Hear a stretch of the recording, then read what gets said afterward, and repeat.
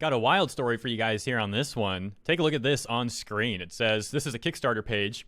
My Hololive harem, a dream-crushing dating sim, is the subject of an intellectual property dispute and is currently unavailable. Now, we have an option to view the copyright notification, but before we do that, let me give you some more context to what this thing is all about. This comes from MTM Games, which I assume isn't even a legitimate company. I tried to look into them and there's not much that I could find. There's other MTM apps and stuff that I don't believe is tied to them at all. And look, they kind of have like a Cover Corp logo, but red. And then they have the trailer. Now, considering that they are currently in a copyright dispute, I'm not going to play their trailer on my channel. It seems like a bad idea.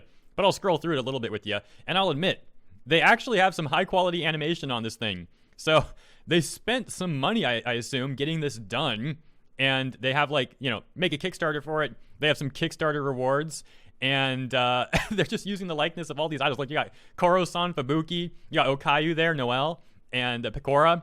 I mean, it just goes on and on and on. They have different tiers and all that. And look, they even had the nerve. Actually, I'm blocking it a little bit. I'm blocking Yago. Let me see if I can move my camera there. They even used Yago's likeness. Can you believe that? Like, the audacity alone to use the likeness of the idols, which is IP that they don't own, but at least it's just like virtual stuff.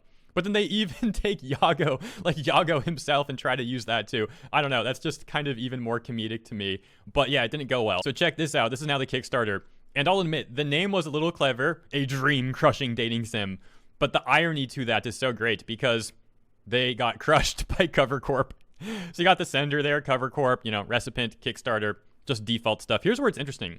Description of copyrighted material, and they say, MTM Games was using our talent's name from the VTuber agency, Hololive, to kickstart a game which is against our fan work guidelines. The wording there is odd to me. Or is the only issue they had that they were using the names? Are they implying that they could just change the names and use the likeness and all that? And it's totally fine. You can still use it. I doubt that. I'll just say this much. I'm not trying to drag Cover Corp here, but sometimes the stuff they do legally has been a little questionable in the past. I mean, leave it vague on that level. You might be able to figure out some things I'm referencing, but anyways, I don't want to stick on that. This is the news, really, for this topic. They were apparently kickstarting this. Not just that, actually. They were running an ad from our Hololive. Got an ad about this on YouTube. Is it real? So they spent money on the promotional thing. Then they spent money on running an ad. They made the Kickstarter. How could they think this is a good idea to do all this and actually put capital on the line without seemingly contacting Cover Corp and being like, hey, we want to do this game. Now, take a look at this top comment here. Actually, the second comment. Actually, this top comment right here where they say, it's a shame because I would definitely play this if it was authorized and official and all that. So that's the thing. Hypothetically, this game might have been pretty awesome.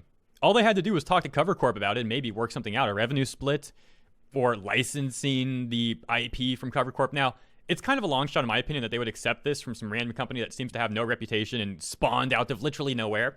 I could be mistaken. Maybe they have more of a history that I'm not finding. Totally possible. Could be a mistake on my end. But from what I've seen, man, no, they spawned out of nowhere. So I kind of doubt that Cover Corp would work with them. But you should at least try that, right? What's the alternative? You spend money, you get DMCA'd, Kickstarter's gone, and if they really want to take it further, they push you on some other legal matters as well, depending on causes of actions that they could go forward with.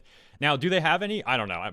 This is probably the end of it in my opinion. There's probably nothing more to come from this story, but just weird.